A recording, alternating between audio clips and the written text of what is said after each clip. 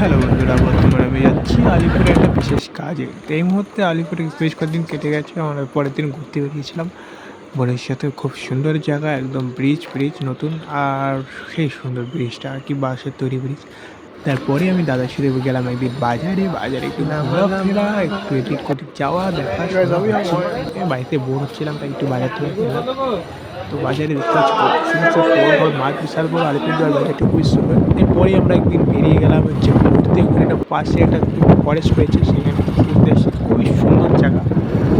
একটু গরম ছিল তো, কিন্তু খুব সুন্দর। গ্রামের দিকে, গ্রামগুলোর মধ্যে সব ফাঁকা ফাঁকা বাড়ি আর চা বাগান দেখতে পাচ্ছ, কত সুন্দর চা বাগান রয়েছে এদিকে। আর বাগানের মাঝখানে ফরেস্টের মধ্যে মানে দুসাইডে মাঠ, এদিকে ফরেস্ট, এদিকে বাগান, মানে চারিদিকে একদম ঝাপঝাপ রাস্তা। এর মধ্যে দিয়ে আমরা গাড়ি নিয়ে যাচ্ছিলাম খুব সুন্দর দুজন মিলে।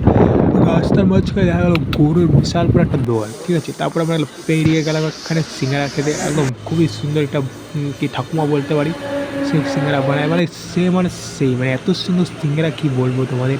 এখানে বলছি সিঙ্গারা টিঙ্গারা খেলাম, একটু আড্ডা মারলাম, তারপর ভিডিও বানাচ্ছিলাম সিঙ্গারা বানানোর বাপায়, সেই সুন্দর সিঙ্গারা। তারপরে বাড়িতে এসে দেখি এই হারামজাদি আমাদের জন্য বানিয়েছিল ম্যাগি। তারপরে কয়েকদিন আমরা এখান থেকে রওনা হয়ে যাই। এখানে আর এখানে দেখতে পাচ্ছি, বলছি bye bye, tata, like subscribe. এরপরে আমরা চলে যাচ্ছি ট্রেনে, কারণ ট্রেন ছিল আমাদের 12:30 দিয়ে। ট্রেনে চলে আসছি বাড়িতে। আর আলিপুর থেকে বাড়ি মাত্র 2 ঘন্টা 3 ঘন্টা লাগে, হচ্ছে 2 ঘন্টা মতো লাগে হয়তো। আর সামথিং এদিকে খুব সুন্দর লাগে। এই যে আমার পাশে যে এটা পুলিশ হয়, আমি বুঝতে পারিনি প্রথমে। তাই অনেক গেম টেম খেলছিলাম এখানে, এই চ্যাংড়াগুলোর সাথে গেম টেম খেলেছিলাম। আর এবারে চলে আসছি, হয় গাইস।